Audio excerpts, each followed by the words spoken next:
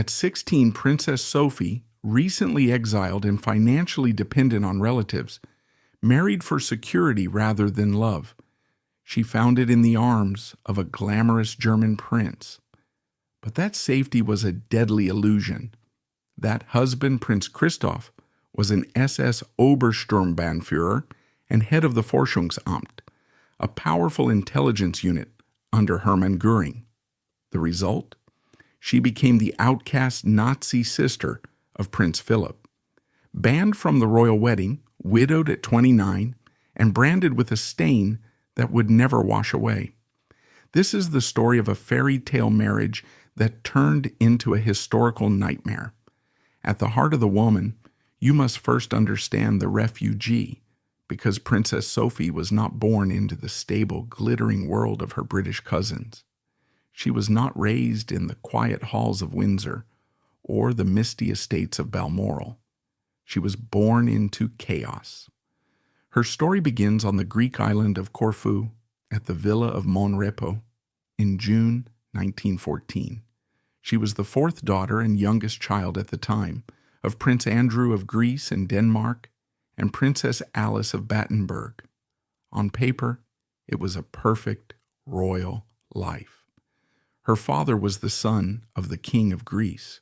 Her mother Alice was a Battenberg princess, born in Windsor Castle, a great-granddaughter of Queen Victoria herself. Alice was profoundly deaf from birth, yet fluent in several languages, a fact that shaped both her sensitivity and her later mental struggles. But the Greek monarchy in the early 20th century was perhaps the most unstable, poisoned, and dangerous throne in all of Europe. It was a kingdom perched on a knife edge, and Sophie was born just weeks before the assassination in Sarajevo would send the entire continent and her family hurtling into the abyss. Her childhood was not one of garden parties. It was a blur of political instability, war, and the echoes of her family tearing itself apart. The central conflict of her early life was the ethnikos dikasmos, or national schism, a bitter feud that ripped Greece in two. On one side was her uncle, the King Constantine I. King Constantine was a pragmatist. He was German-trained, and his wife was the Kaiser's sister. He was convinced Germany would win the war on land, but he knew the British Royal Navy would blockade and starve Greece. His choice for the good of his country was absolute neutrality. On the other side was the charismatic, brilliant, and ambitious Prime Minister, Eleftherios Venizelos. Venizelos was certain the Allies, Britain and France, would win. He saw the war as a golden opportunity for Greece to seize territory from Germany's ally, the collapsing Ottoman Empire. He wanted war, and he wanted it immediately. This wasn't a political debate, it was a civil war in all but name. Sophie's father, Prince Andrew, was a career military officer, and his loyalty was absolute to his brother, the king. This loyalty cost them everything. In 1917, when Sophie was just 3 years old, the Allies, furious with King Constantine's neutrality, sailed their fleets into Piraeus, blockaded Athens, and forced her uncle, the king, to abdicate. The entire royal family was declared persona non grata. Prince Andrew, his pregnant wife Alice, and their 4 young daughters, Margarita, Theodora, Cecile, and Sophie, were forced into their first exile. They fled to Switzerland, living as poor relations, while Venizelos, now in full control, brought Greece into the war. It was here, in this first exile, that the family's fortunes seemed to crumble, but the political winds of Greece were, and are, notoriously fickle. In 1920, a truly bizarre event changed everything. Their cousin, the young King Alexander, who had been placed on the throne as a puppet by Venizelos, was walking in the palace gardens. He was bitten by a pet monkey. The wound became infected, and in a pre-antibiotic world, he died a slow, agonizing death from sepsis. The Greek people, horrified by the young king's death and fed up with Venizelos' autocratic rule, held an election. They overwhelmingly voted him out and, in a referendum, sensationally voted to bring King Constantine back. So in 1920, the family returned to Greece in triumph. Sophie, now 6, was a princess in her homeland once more. Her father, Prince Andrew, was reinstated as a high-ranking general, and in 1921, in that same villa on Corfu, her mother Alice gave birth to their 5th child, their only son, a boy named Philip. This brief, happy restoration was a mirage. It was the calm before the storm. And the storm that was coming would not just cost them their home, it would destroy their family and stain their name forever. The new government, high on the fumes of nationalism, decided to finish what Venizelos had started. They launched a full-scale invasion of Turkey, determined to fulfill the Megali idea, the great idea, a dream of reclaiming Constantinople and the ancient Greek lands of Asia Minor. Prince Andrew, as one of the most senior generals, was given command of the Second Army Corps. The war was an unmitigated apocalyptic disaster. At first, the Greeks pushed deep into Anatolia, but they were overextended, their supply lines were collapsing, and they were no longer fighting the decadent Ottoman Sultan. They were fighting a new brilliant and ruthless nationalist general named Mustafa Kemal, later known as Ataturk. At the Battle of Sakarya in 1921, the Greek army was stopped and then it was shattered. The retreat turned into a rout, a panicked stampede for the sea. The entire campaign collapsed, culminating in the great catastrophe of 1922, the burning of the city of Smyrna. The Turkish army retook the city, and the ancient Greek and Armenian quarters were engulfed in a firestorm that massacred tens of thousands and ended 3,000 years of Greek history in Asia Minor. The nation of Greece, which had been euphoric with victory just 2 years prior, was now in a state of profound, shrieking grief. And in this grief, they demanded a scapegoat. The army, humiliated and furious, mutinied. A revolutionary committee led by a colonel named Plasteras seized control of the country.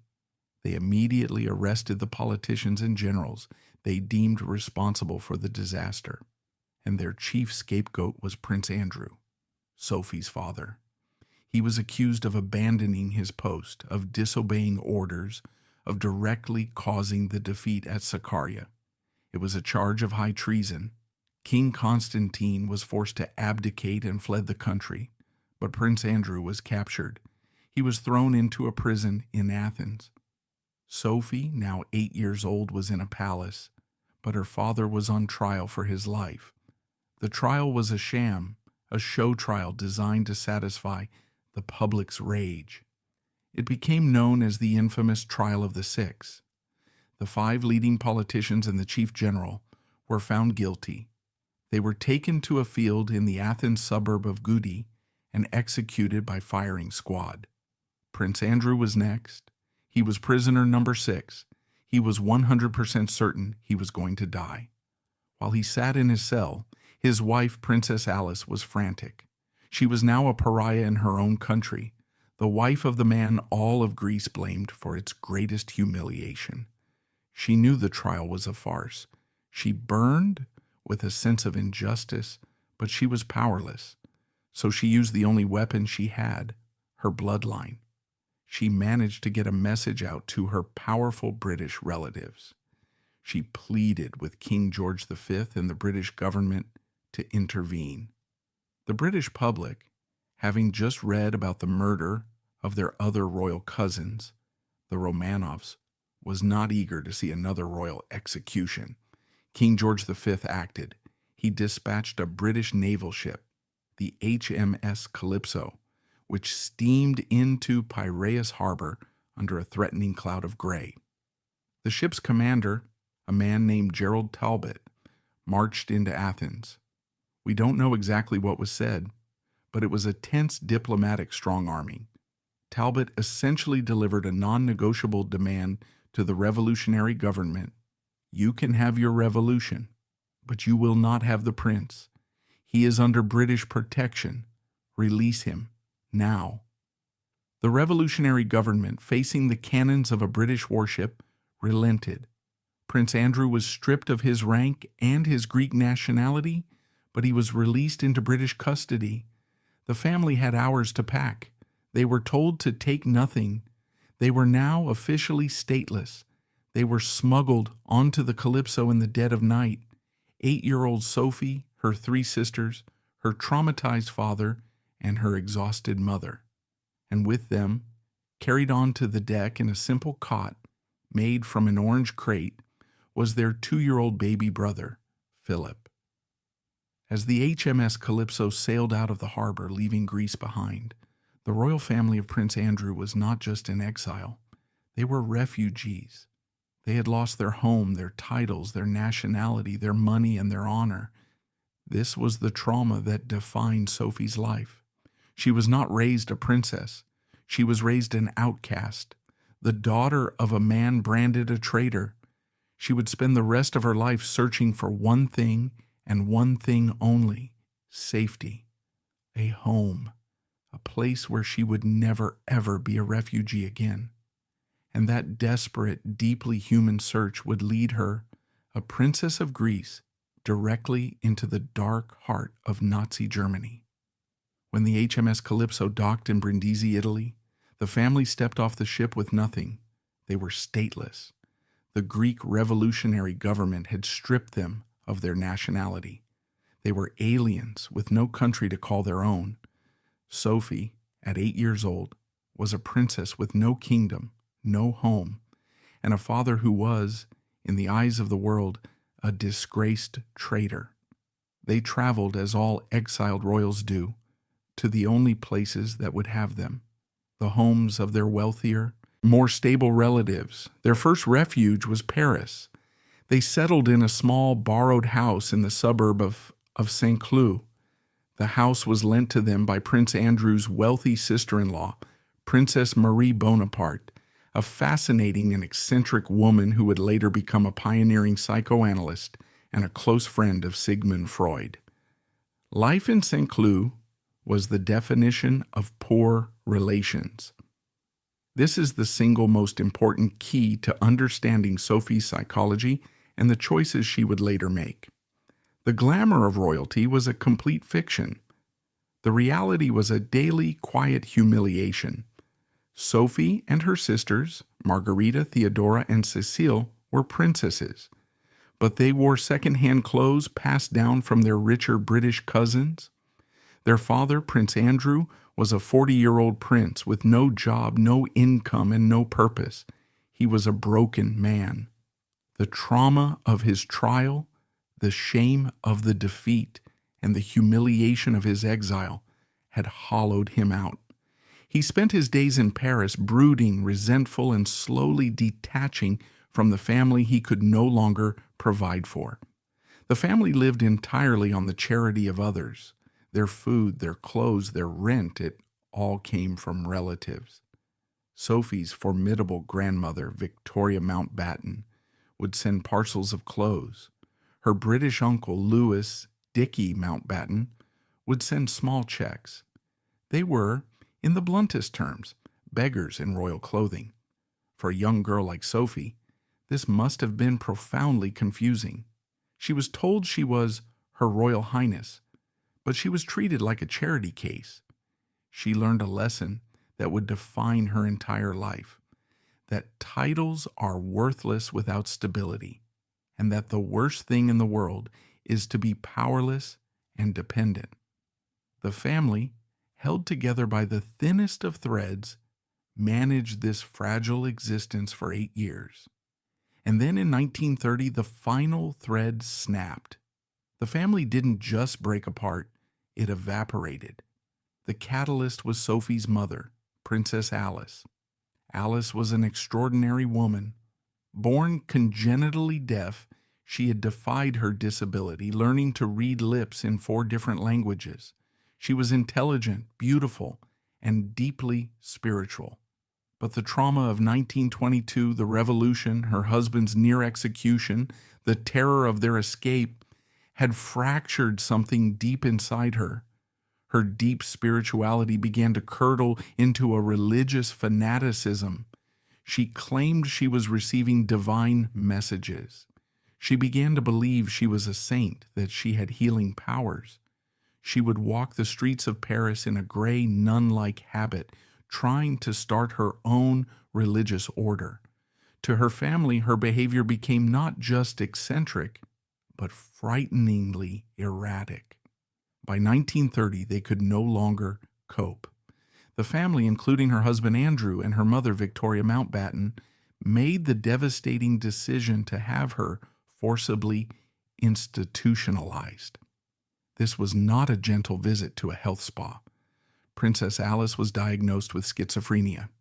She was taken against her will to Dr. Ernst Simmel's sanatorium in Berlin. When she failed to improve, she was transferred to the world-famous Bellevue Sanatorium in Kreuzlingen, Switzerland, one of the most exclusive and expensive asylums in Europe. And here, the family's tragedy takes a bizarre and even more traumatic turn. Dr. Simmel, a prominent colleague of Sigmund Freud, consulted the great psychoanalyst on Princess Alice's case. Freud, who never actually met her, concluded that her religious delusions were the result of sexual frustration. He recommended a brutal and now discredited cure to X-ray her ovaries in order to induce an early menopause and calm her libidinal energies. So, Princess Alice was not only locked away, she was subjected to medical experiments that, in her mind, felt like a violation. She felt she had been betrayed, abandoned, and tortured by the very family she loved. She would not speak to any of them or see her children for years. The family matriarch was gone. And what of their father?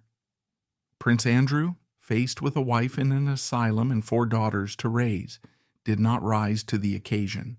He did the opposite. He took the family's disintegration as his cue to leave. He shut down the house in Saint-Cloud, effectively making his own children homeless. He drifted to the south of France, to Monte Carlo, where he took up with a long-term mistress, the actress Andrée de Labigne. He spent the rest of his life as a ghost, a handsome, titled man living on a small yacht, gambling away what little money he had, and offering no support, financial or emotional, to his children. The family had completely ceased to exist. Imagine you are Sophie. You are 16 years old. Your home in Greece is a distant memory. Your father has abandoned you. Your mother is locked in an asylum, a non-person. You are, for all intents and purposes, an orphan. And you are homeless. What happens to the children? They are scattered to the winds, like seeds in a storm, divided up among the few relatives still willing to take them. The baby in the orange crate, Sophie's 9-year-old brother Philip, was shipped off to England. He was a boy without a home, passed around like a parcel. He went first to his grandmother Victoria at Kensington Palace, then to his uncle, George Mountbatten, and his other uncle, Louis Dickey Mountbatten.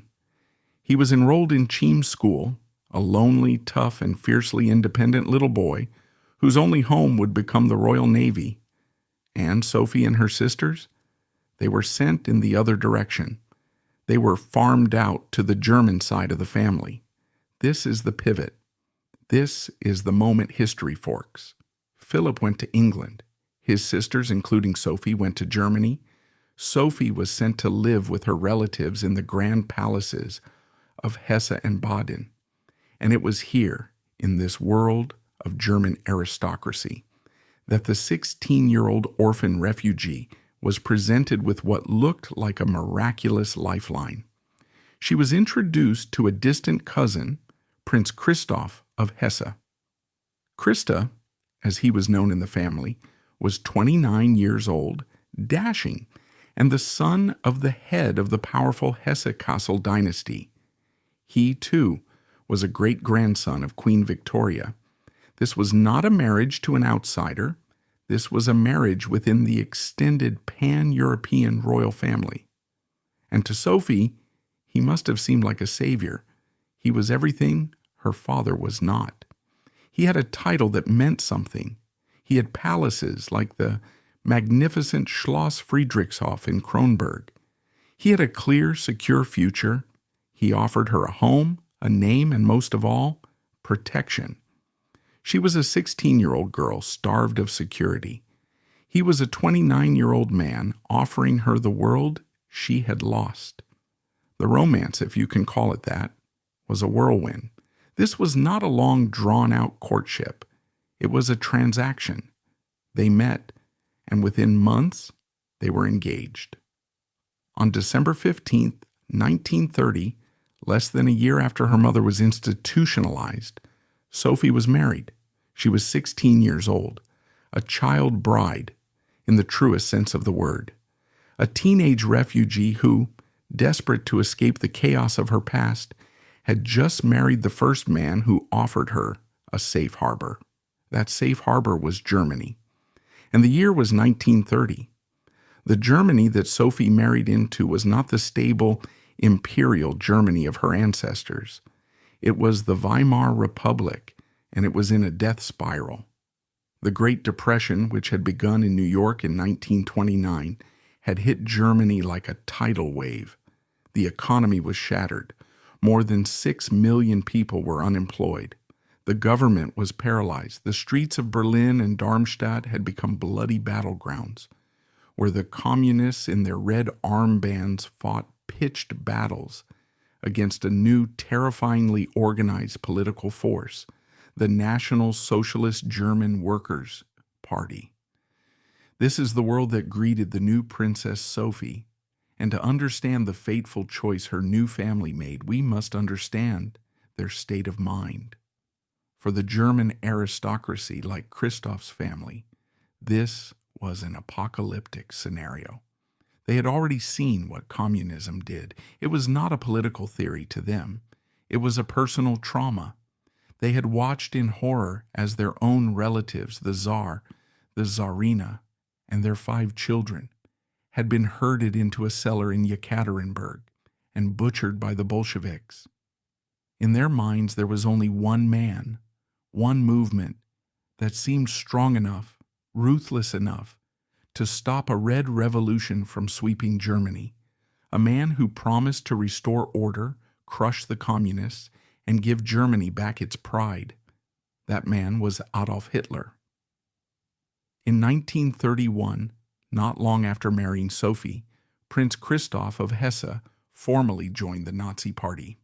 A year later, in 1932, he joined the SS. We must be very clear about this. This was not a reluctant association made under duress.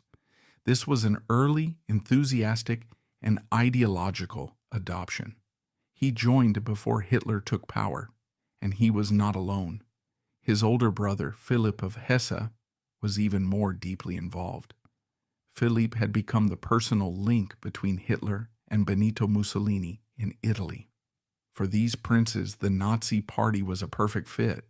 They saw Hitler as a vulgar but necessary tool to achieve their goals. He would destroy their communist enemies, and they, the educated, aristocratic old guard, would ride his coattails back into power, a new, restored German empire. It was a fatal, arrogant miscalculation. And what of Sophie? Sophie, now 17 years old, was living in a bubble of aristocratic domesticity. She was, for the first time in her life, secure. She had a home, she had money, she had status. Her focus was not on the political speeches of her husband's new boss. It was on building the one thing she had never had, a family. She began having children almost immediately. Princess Christina was born in 1933, the very year Hitler became chancellor. Princess Dorothea followed in 1934, Prince Karl Adolf in 1937. Her life was her nursery. Her world was her children, her husband's success, and the restoration of her social standing. and her husband was very successful. Christoph and his brother Philip became close, personal friends with Hermann Göring, the head of the Luftwaffe, and the second most powerful man in the Reich. Göring, with his veneer of a World War I flying ace, was seen as the respectable face of the party, the bridge between the old aristocracy and the new Nazi elite. Sophie and Christoph were now part of the highest Nazi society. They attended party functions. They were photographed with Göring. They were, in short, at the very center of power. Sophie, the poor relation, was now one of the most well-connected women in the new Germany. In an interview given shortly before her death, Sophie tried to explain this. She admitted her early admiration for Hitler. "I have to say," she recalled, "we found him very charming, a simple man who was not convoluted. He was very nice to us." It is a chilling statement, one that reveals the depths of her political naivete. She, the refugee, was so grateful for the stability, so dazzled by the charm, that she was either unable or unwilling to see the brutality of the system that was providing it. Her husband, Christoph, was not just a symbolic member. He was given a job of immense power. He was made the head of the Forschungsamt, the research office. This was not a paper-pushing job. The Forschungsamt was Hermann Göring's personal secret intelligence agency. It was a massive, high-tech organization dedicated to domestic espionage. It tapped the phones of foreign embassies, of rival Nazi officials, of Jewish businessmen, of anyone Göring and Hitler deemed an enemy. It was a key pillar of the new Nazi police state, a rival to Himmler's Gestapo. So, let us be clear. Princess Sophie, sister of Prince Philip, was the wife of a Nazi spy chief. This was the dark, terrible reality of the safety she had so desperately craved. The 1930s were, for Sophie, a golden time. In 1933, Hitler took power. That same year, her sister Theodora married a German prince. In 1935, her sister Margarita married a German prince. And in 1936, her beloved younger brother Philip was a guest of honor at her home, attending the 1936 Berlin Olympics, the Nazi Olympics, a spectacle of fascist power that seduced the world. The family was back together, all of them, except their mother, prospering under the shadow of the swastika. And then, in 1937, the golden bubble burst. The first crack was not political. It was a terrifying physical tragedy, an event so horrific it would bind Sophie and her brother Philip together in grief forever. It happened in November 1937. Sophie's sister Cécile, who had also married a Hesse prince and had also enthusiastically joined the Nazi Party, was 8 months pregnant with her fourth child. She and her family were flying from their home in Darmstadt to London to attend a wedding. The weather over Belgium that day was terrible. The fog was a thick, cold soup. The pilot of their small private plane was flying blind, trying to make an emergency landing at the small airfield in Ostend. He didn't see the factory chimney. The plane struck the chimney. It burst into flames, disintegrated in midair, and fell from the sky like a stone. Everyone on board was killed instantly. Cécile, her husband Georg Donatus, their 2 young sons aged 6 and 4, and, found amongst the wreckage by the horrified rescue workers, were the remains of a newborn baby. In the horror of the crash, Cécile had gone into premature labor, giving birth in her final terrifying moments. It was an unimaginable Gothic catastrophe. The family was shattered. The funeral was held in Darmstadt, the Hesse family seat. And it is here, in the newsreel footage of that day, that the entire tragedy of Sophie's life is captured in a single haunting image. A 16-year-old boy, Prince Philip, had been called from his grim Spartan boarding school in Gordonstoun, Scotland. He flew to Germany for his sister's funeral. The footage is grainy but unmistakable. Philip, a boy in a dark overcoat, his face pale, angular, and set in a mask of grief, is walking in the funeral procession. And who is he walking with? He is walking with his surviving sisters, Sophie and Theodora. And who is he walking behind? He is walking behind his brothers-in-law, Prince Christoph and Prince Berthold, both of them wearing the full, terrifying black uniform of the Nazi SS. The streets of Darmstadt are lined with silent crowds, their arms raised in the Heil Hitler salute. Swastika banners, huge and red, hang from every building, side by side with the black mourning crepe. This is the image. A grieving British schoolboy, a future British icon, walking side by side with his sister, surrounded by and part of the very regime he would soon go to war against. This is the trap Sophie was in. Family, loyalty, politics. They were a tangled, impossible knot. The death of Cecile had devastated them. It was a personal loss that scarred Philip for life. But for Sophie, it was also a terrifying reminder. She had lost her mother. She had lost her father. And now she had lost her sister. The world was a place of profound, sudden, and violent loss. She clung ever tighter to the only stability she had left: her husband, Christoph, and the regime he served. The funeral in Darmstadt was a watershed moment. It was the last time the family would be united, innocent in a way, before the world they had built, this fragile peace between their German and English branches, was shattered forever. For Sophie, the death of her sister Cecile was a horrifying confirmation of her deepest fears, that life is unstable and that anything you love can be taken from you in an instant. She had lost her country, her parents, and now her sister. This trauma did not make her question the regime her husband served. It made her cling to it, and to him with even greater desperation. Christoph was her rock. He was the man who had rescued her from the chaos of her refugee childhood. His power, his uniform, his connections to the very top of the Nazi state, these were not sources of moral conflict for Sophie. They were sources of security. She was the wife of a powerful man in a powerful, resurgent nation. After a lifetime of being a poor relation, she was finally safe. In 1937, the year of Cecile's death, Sophie gave birth to her third child, a son named Karl Adolf. The name itself is a source of dark, persistent controversy.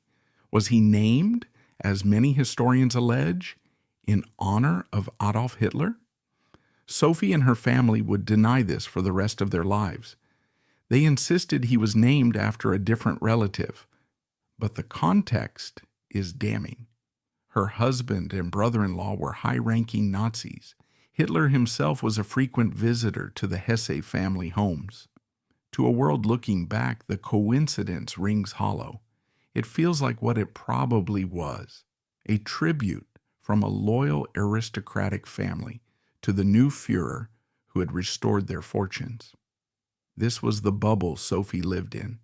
It was a bubble of aristocratic domesticity, of nurseries, of children's parties, and of palace dinners with men who, in their spare time, were designing the architecture of a police state. Sophie's focus was on her family. She was, by all accounts, a devoted mother. She was strict, organized, and deeply invested in her children. She was, in essence, recreating the stability she had never had. She was the matriarch of her own small, safe kingdom. But her kingdom was built on a foundation of pure evil. And in 1939, the walls of that kingdom came crashing down. On September 1st, 1939, Germany invaded Poland. 2 days later, Great Britain and France declared war. The theoretical divide that had haunted Sophie's life was now a bloody physical reality. This was not an abstract political war. This was a family civil war, fought on a global scale. In England, her younger brother, Prince Philip, was a 19-year-old fiercely ambitious officer in the Royal Navy. He was a British patriot. He despised Hitler and everything the Nazis stood for. He was now at war. In Germany, her husband, Prince Christoph, was a major in the Luftwaffe and a Hauptsturmführer in the SS. He was at war for the other side. This is not a metaphor. This is the literal, impossible truth. Sophie's brother and Sophie's husband were on opposite sides of a shooting war. Imagine the psychological torment. Every British ship sunk by a U-boat. Every British city bombed by the Luftwaffe. Was that a victory for her husband's cause? Every German plane shot down by the Royal Navy. Every German city turned to rubble. Was that a victory for her brother? This was the schizophrenic reality she now inhabited. At the start of the war, Christoph's career was at its peak. He was still the director of the Forschungsamt, Göring's massive surveillance operation. But he was also an active Luftwaffe pilot. He was a fighting prince, an embodiment of the Nazi ideal. For Sophie, life in Germany became a strange mix of privilege and terror. On the one hand, she was the wife of a high-ranking officer. She had access to special rations. She was protected. She moved her children from Berlin to the relative safety of their country palace, Schloss Friedrichshof, near Kronberg. On the other hand, she was now an enemy alien. She was by birth a princess of Greece and Denmark. By blood, she was half Battenberg, which was to say she was English. In a nation now gripped by a fanatical anti-British paranoia, her origins were a liability. She was under a cloud of suspicion. Was she truly loyal? We have a fascinating and chilling insight into her mindset from this exact period. The war had just begun. Her husband, Christoph, was away fighting. Sophie, lonely and isolated in her palace, decided to write a letter. She did not write to her brother Philip. All communication with Britain was cut off. Instead, she wrote to her father, Prince Andrew, who was still living his ghostly existence in Monte Carlo. The letter is a staggering historical document. In it, Sophie complains. She complains that her English relatives, particularly her grandmother Victoria in London, have slandered her and her husband. She writes that she and Christoph had tried to be mediators for peace, but that their pro-English efforts had earned them the suspicion of the Nazi Party. She wrote, "We are in this up to our necks, and the bad part is that we were led into it believing in all good faith that we were doing our best for Germany." She portrays herself and her husband not as enthusiastic Nazis, but as naive patriots who had been duped, who had tried to build bridges with England, and were now being punished by both sides. Historians are deeply divided on this. Is this the letter of a naive woman finally realizing the horror of the regime she married into? Or is it a sophisticated, self-serving piece of propaganda written by the wife of a spy chief, knowing her mail would be intercepted by censors, designed to plant a story of her secret pro-British sentiments? The truth is likely somewhere in the middle. She was naive, and she was terrified. She was trying to create a narrative that would protect her, no matter who won the war. But the most telling part of the letter is about her brother. She expresses a deep sisterly anxiety for Philip, who she knows is on a British battleship somewhere. She is at once the wife of a German officer and the sister of a British one, her heart torn in two, and the war between her two families was becoming terrifyingly direct. The historian Hugo Vickers recounts one of the great dark ironies of the war.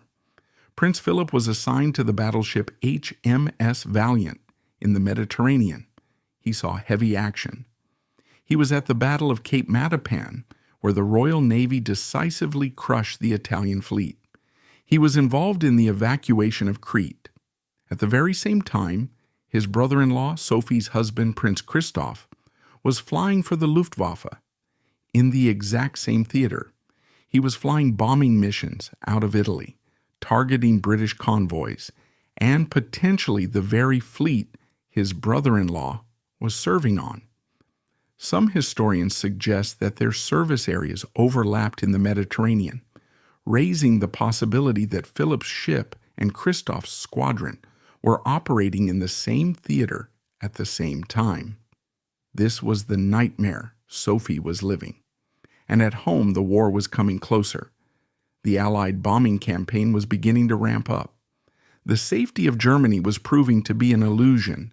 Sophie, a young mother, was now responsible for 5 small children. She was living in a vast, cold palace, often alone, trying to raise her children while the sound of air raid sirens became the soundtrack to their lives. She was surrounded by a staff who may or may not have been reporting on her to the Gestapo. She was, in her own way, a prisoner of the regime. Her only link, her only security, was Christoph. He would fly home on leave when he could, the dashing hero in the Luftwaffe uniform, a visitor from the front. Their time together was precious. He was the man who had given her this life, and he was the only one who could protect her from it. And then, in the autumn of 1943, that last pillar of her life was destroyed. On October 7th, 1943, Prince Christoph was in Italy. The war was going badly for Germany. The Allies had invaded Sicily, Mussolini had been overthrown, and Italy had just surrendered. The German army was now an occupying force, fighting a brutal campaign against its former allies and the growing Italian resistance. Christoph, a Luftwaffe major, was stationed at an airfield near Rome. He received orders to fly back to Germany for a meeting. He boarded a Heinkel He-111 bomber, a standard German aircraft, for the flight north. The plane took off from Ciampino Airport. The weather over the Apennine Mountains was poor. His plane never arrived. For 2 days, there was silence. Sophie, back at Schloss Friedrichshof, received a telegram. Her husband was missing. In wartime, missing is a word that hangs in the air, a space between hope and dread. But Christoph was not just missing. He was gone. On October 9th, 2 days later, a search party found the wreckage. The Heinkel bomber had flown directly into the side of Forca d'Acero, a high mountain peak in the Apennines. The crash was catastrophic. All on board, including Prince Christoph, were killed instantly. He was 42 years old. The news was delivered to Sophie. At 29 years old, she was a widow. Let us pause and understand this moment. She is 29. She is in the middle of a war. She is in a country that is not her own, a country that is being systematically firebombed by her brother's side. She has 5 small children, the eldest of whom is 10. Her protector, the man whose power and uniform had been her shield, is dead. And she is now, in the eyes of the advancing Allied world, not just a princess, not just a grieving mother. She is the widow of a high-ranking SS officer. The safety she had married for at 16 had been a catastrophic illusion. The security she had craved had vanished in a fireball on an Italian mountain. She found herself once more without protection, without certainty, and without a place to stand. The death of her husband plunged Sophie into a new, more dangerous reality. She was no longer the wife of a powerful Nazi official. She was the widow of one. And as the tide of war turned decisively against Germany, this was a terrifying distinction. Her protectors were gone. Christoph was dead. His brother Philip, the other high-ranking Nazi prince, had also fallen from grace in a spectacular fashion. Philip's downfall was a dark story in itself. His wife, Princess Mafalda of Italy, had been used as a pawn by Hitler to keep the King of Italy in line. When Italy surrendered in 1943, Hitler, in a paranoid rage, turned on his Italian connections. He believed the Hesses had betrayed him. Philippe was arrested. He was stripped of his titles, his party membership, and thrown into the Flossenburg concentration camp as a special prisoner. His wife Mafalda was tricked into coming to the German embassy in Rome, where she was arrested by the Gestapo. She was sent to the Buchenwald concentration camp. She would later be mortally wounded in an Allied bombing raid on the camp's munitions factory, dying a slow, agonizing death from a botched amputation, alone on a cot in a camp brothel. This was the fate of Sophie's in-laws. This was the regime her husband had served. Sophie, now a 29-year-old widow, was in a truly precarious position. Her brothers-in-law were in concentration camps, not as guards, but as prisoners. Her husband was dead. She was alone with her 5 children in a palace that was a target. The Allied bombing campaign was relentless. She described how she and the children would have to run to the air raid shelters, how she would dress them in special bunker suits, and how they would huddle together, listening to the world explode outside. She had to hold her family together, but she was also watching the complete and total collapse of the country she had adopted. In 1944, more devastating news arrived, this time from her own father. Prince Andrew, who had been living his quiet, exiled life in Monte Carlo, had died of heart failure. He died alone, estranged from his children, a broken man to the end. Her mother was in an asylum. Her father was dead. Her sister Cecile was dead. Her husband was dead. Her brother Philip was on an enemy warship, somewhere in the Pacific fighting the Japanese. She was the matriarch of a shattered family, presiding over the ruins of her life. In 1945, the war ended. American tanks, part of the Allied occupation force, rolled into Kronberg.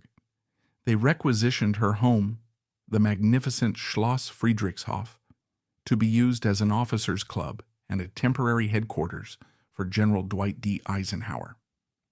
Sophie and her children were unceremoniously moved out. They were once again refugees. They moved to a small, humble house in the nearby town of Wolfsgarten, but the final symbolic humiliation was yet to come. In November 1945, a scandal broke that would become known as the Hesse Crown Jewels affair. The American officers who had taken over Friedrichshof, a major and his wife, a WAC captain, had discovered a secret.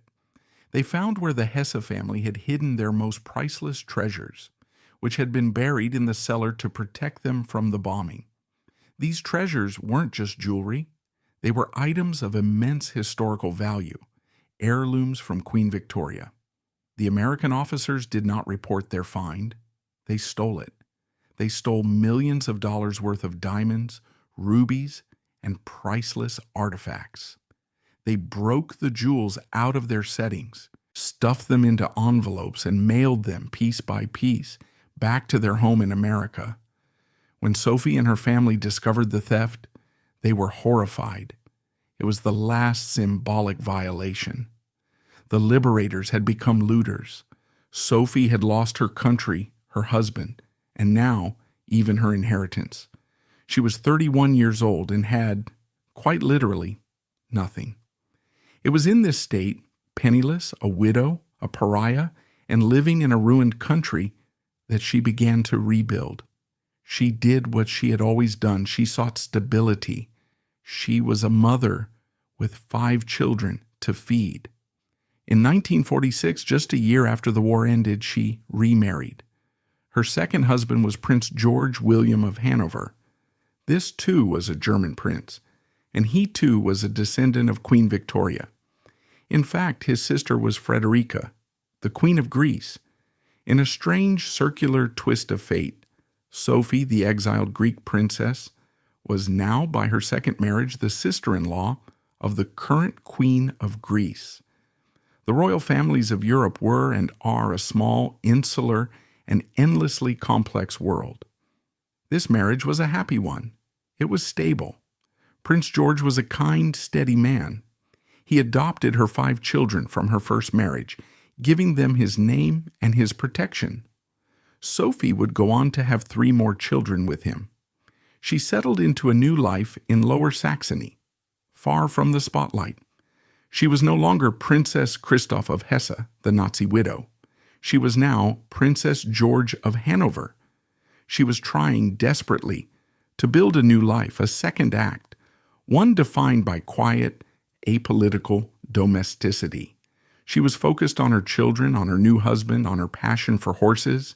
She was trying to become anonymous. But history was not done with her, and her family was about to deliver the most public and most painful judgment of her life. In 1947, the news broke. Her beloved younger brother, Philip, was getting married. This was not just any marriage. He was marrying the heiress to the British throne, Princess Elizabeth. Sophie was overjoyed. Her brother, the boy from the orange crate, the lonely schoolboy who had walked beside her at Cecile's funeral, was now at the center of the world's stage.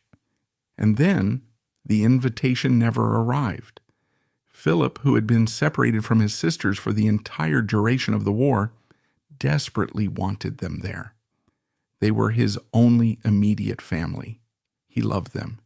He pleaded with the royal court. The answer, delivered by the men in gray at the palace, men like Alan Tommy Lascelles, the king's private secretary, was a polite but ironclad no. The timing was unthinkable. It was only November 1947, just 2 years after VE Day.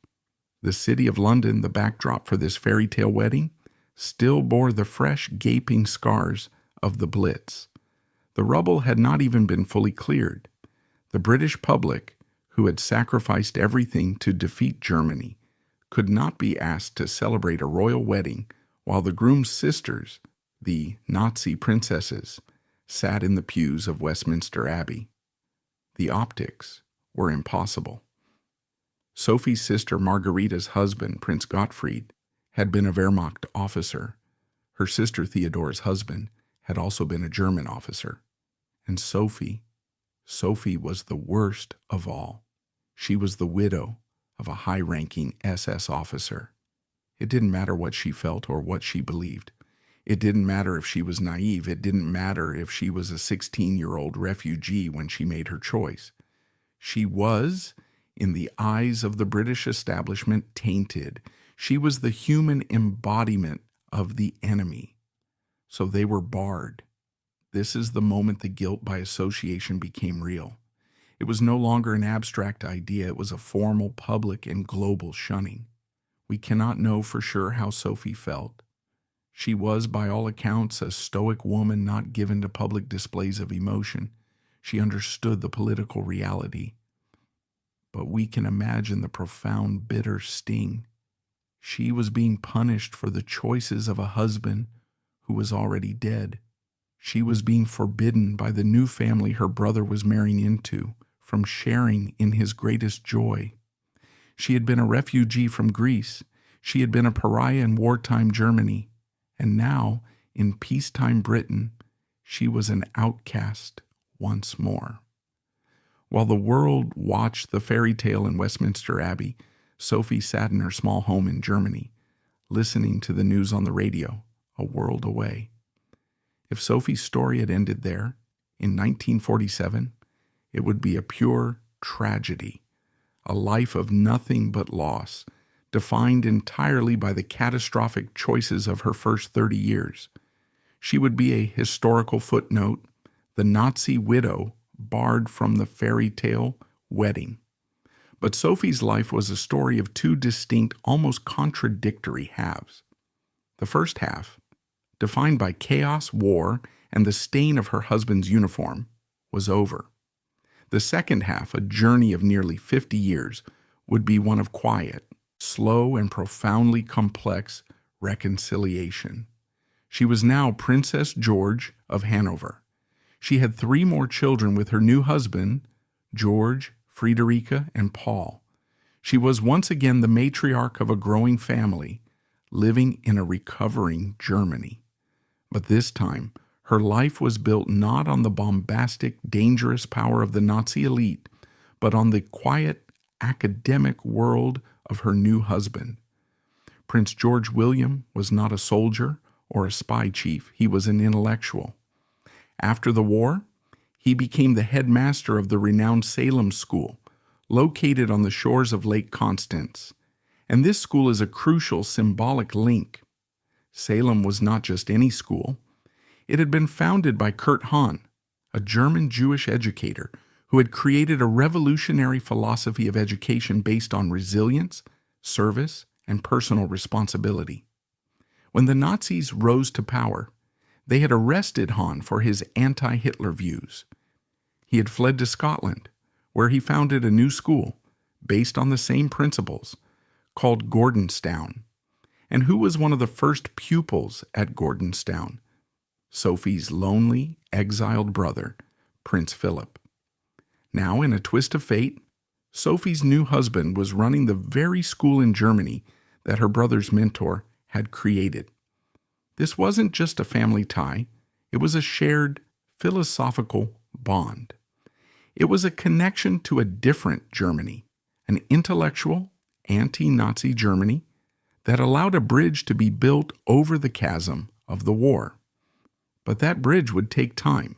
For the first few years of Queen Elizabeth's reign, the deep freeze continued. Sophie was a German princess living a quiet life. She was not part of the firm. The memory of the war was too raw, the snub of 1947 too public. But Prince Philip never abandoned his sisters. He had been separated from them by his mother's illness, then by war, then by politics. He began to quietly reestablish contact. He wrote letters. He made private, unpublicized visits to them in Germany when his naval duties allowed. The true public thaw, however, did not come from Philip. It came from the top, from the new queen herself. In 1953, less than 6 years after Sophie had been barred from the wedding, Queen Elizabeth II was preparing for her own coronation. This was a moment of immense global significance. The official guest lists were a matter of delicate international diplomacy. Every name was scrutinized. And in a gesture of profound, deliberate magnanimity, Queen Elizabeth made a decision. Her husband's sisters would be invited. This was not a minor concession. This was a huge political and personal statement. The war was still a fresh scar. Winston Churchill, the nation's wartime leader, was her prime minister.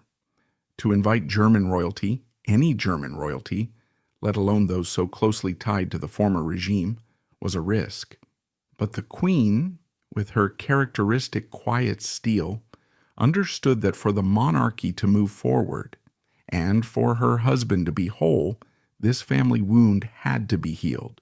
She was welcoming them back, not as political symbols, but as family. And so in June 1953, Princess Sophie of Hanover and her sister, Princess Theodora, traveled to London. Imagine the scene.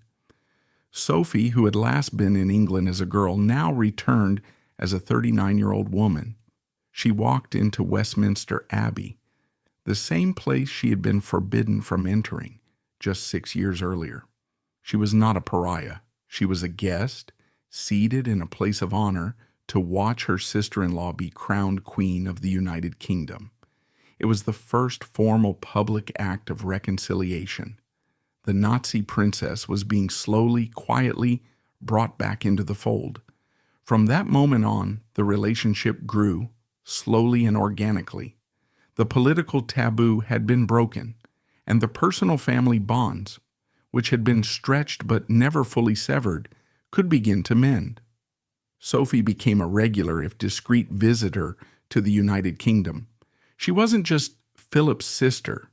She became a genuine friend to the Queen. It turned out, in one of those strange alignments of personality, that Sophie and Elizabeth were very much alike. They were both at their core pragmatic, no-nonsense, deeply reserved women. They were not given to drama or intellectualism. They were stoic. And they shared one deep, abiding, practical passion: horses. Sophie was an expert horsewoman.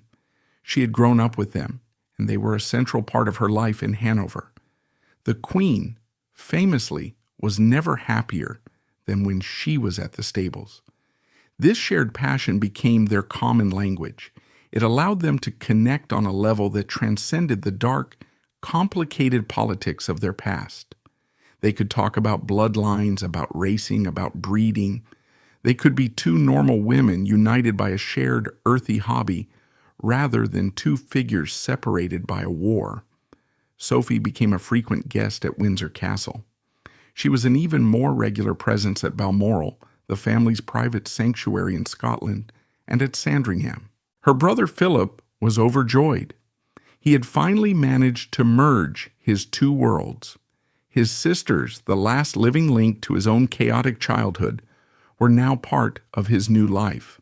Sophie, in particular, became a close confidant to him. They were bound by a shared, unspoken understanding of loss and survival. They had both survived the implosion of their family. They had both been exiles. They both knew what it was like to be an outsider, to have to build a life in a new country. They spoke on the phone constantly. And then in 1964, the final symbolic seal was placed on this reconciliation. The Queen and Prince Philip had their fourth child, a son, Prince Edward. When it came time to choose his godparents, they looked not to the great houses of Europe, but to their own complicated family, and Philip chose his eldest sister. In 1964, Princess Sophie of Greece and Denmark, Princess Christoph of Hesse, and Princess George of Hanover was named a godmother to His Royal Highness the Prince Edward. This is a moment that cannot be overstated.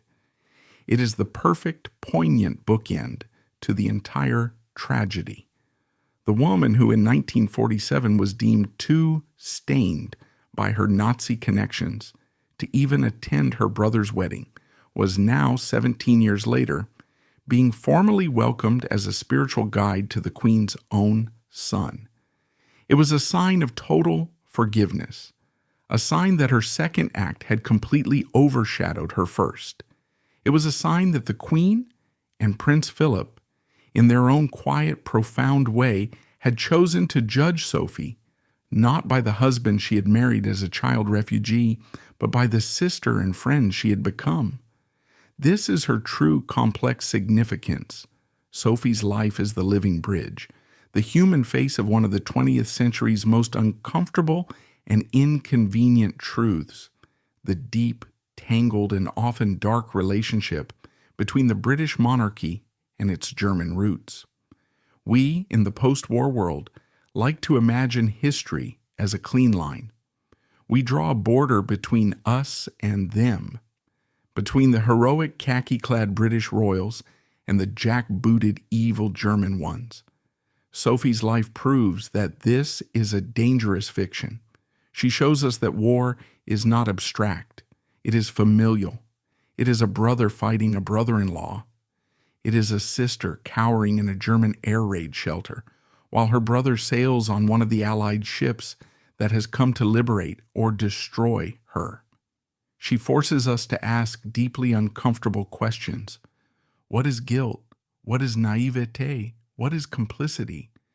And what would any of us have done at 16 when offered a lifeline out of poverty, chaos, and abandonment?